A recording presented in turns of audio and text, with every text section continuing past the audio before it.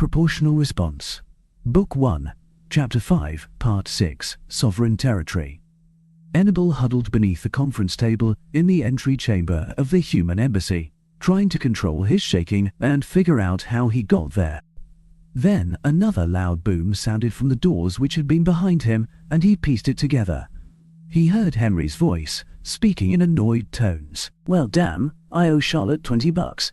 I thought we'd have another 10 minutes at least, and I was so looking forward to the two of us having a glass of wine to celebrate our newfound understanding." Another intense thud came from the door, and Henry looked under the table. "Do come out from there, Hannibal, and please take your seat before I let our guests in." Hannibal scrambled back to his chair to the sound of heavy human running footsteps. Another crash sounded from the door. This time Hannibal saw that the door seemed to be holding up to the stress quite well. It didn't even budge. He looked around to find several armed, uniformed humans standing in two lines coming back from the door. The holographic display over the table lit up again, and Hannibal could see Kilintar with even more armed guards, all else Sultan than the humans in the room, and a number of ambassadors gathered in the hall. Some of the guards had a large metal pole they were using as a battering ram. He watched them hit the door again and felt himself flinch as the sound of it echoed through the room. Henry killed the display and motioned to the soldiers. Two of them opened the doors, and Kilintar's voice could be heard. "How the humans flagrantly violate the sanctity of the council complex, tradition, and even the law. No door built to the required specifications can withstand one hit with that battering ram, much less several, and that is before we get to their smuggling in of illegal electronics. As Prime Minister, I assure that these doors will be weighed and measured. We will find—" Hannibal had turned to view the crowd, and jumped when Henry's voice, without amplification, sounded off behind him, loud enough to completely cover the Prime Minister's shouting. "Absolutely nothing." Kilintar turned, anger writ large across his features.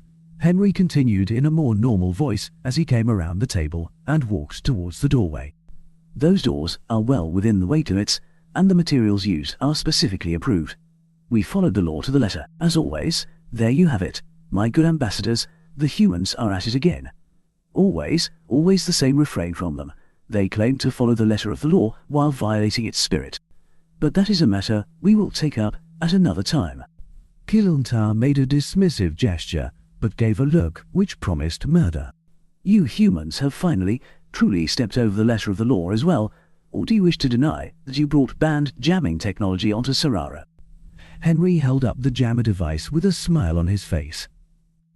"Oh, you mean this?" Hannibal nearly fainted. He expected Henry to deny it, to try to draw Kilintar into a verbal trap, but instead he admitted his infraction and held it up for inspection. Kilintar bared his teeth in a wicked grin, then turned to the gathered ambassadors and spoke with fury in his voice. "You see, he even admits to his smuggling. He has brought banned tech onto this and Zoltan world, and here, into the council complex itself. I have admitted to no such thing." Kilintar snapped around, seething rage at being interrupted clear on his face. He pointed to the device. "You hold the evidence of your smuggling right there in your hand. You either smuggled this onto this world, or you paid someone else to do it for you. Don't try to deny it human. There is no other way. What is so funny, you pathetic cretin?" Henry smiled with clear amusement. "Unless the device was made here, in this embassy, on sovereign soil of the Human Confederation." Kilintar's eyes grew wide, and he shook with rage. Hannibal had slowly backed himself away behind one of the lines of human soldiers, doing his best to minimize his association with the conflict. Some clinical part of his mind noticed that for all of the Prime Minister's yelling and posture, his eyes remained cold as ice. The Zoltan's words matched his posture, however. "Lies. The human now lies to cover up his guilt. How do you expect us to believe that you manufactured such a device? You don't have the power source, nor the space to do such a thing." Henry's smile widened. "Oh, the power requirements of our 3D printers are not that great. They do take up a bit of space, yes, but not so much as all that. We printed these devices right here, in this our sovereign territory. You printed them, your violations grow. You have printers capable of making these things. That is forbidden as well." "No, it is not.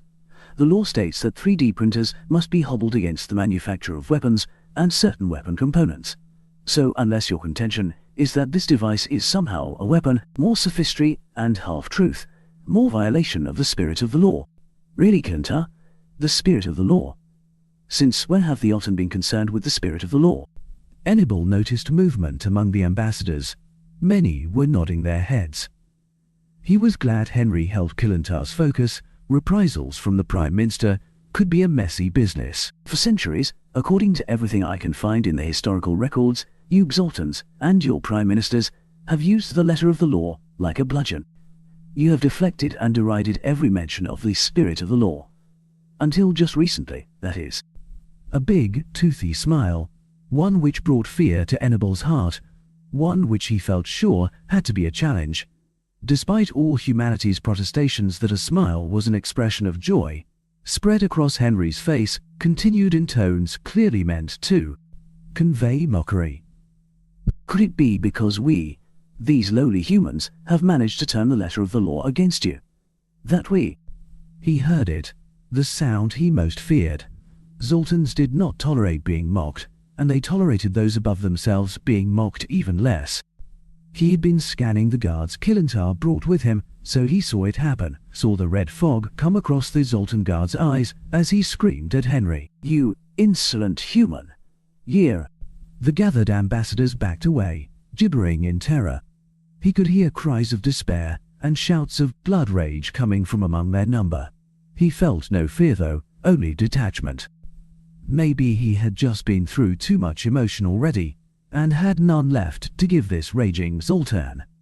He glanced at Killentar, and saw a sickening smile flash across the man's face. How could that be? Had he planned this? His attention went back to the raging guard, who had thrown his weapon aside and charged Henry, claws first, obviously intending to rend his friend to small pieces. His breath caught in his throat, as Henry stood, calm and expressionless, facing the raging Zoltan. He thought for a moment that his friend had been paralyzed with fear, but then realized that Henry had positioned his feet just so as soon as the guard began to shout. Nothing happened, at first. The guard ran for Henry, and everyone else stood stock still. Hannibal could see the reasons written across their faces. The ambassadors in a freeze mode of fight-flight-freeze, the Altons in greedy anticipation of bloodsport, and the humans in grim anticipation of a completely different kind. He wanted to shout, to yell at Henry to move, get ready, get out of the way, do something, but could not. Then the guard crossed the threshold, and one of the human soldiers flowed. It happened so fast, Hannibal's mind registered the dead Alton on the floor, before he managed to process the rest of what had happened.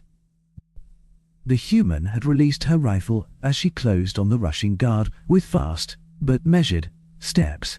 She came up on his side, grabbed him by the snout, and twisted in a full body movement that threw the Zoltan completely off balance. The soldier continued to move, somehow using the Zoltan's momentum against him. She then stopped, solid as a stone with the shocked Zoltan's head locked firmly beneath one of her arms. The poor guard's body did not stop, however, and continued to twist until a sickening crack came from its neck. At that point, the human released the head and let the body fall to the ground at Henry's feet. Henry looked up at Killentar, his face completely devoid of expression.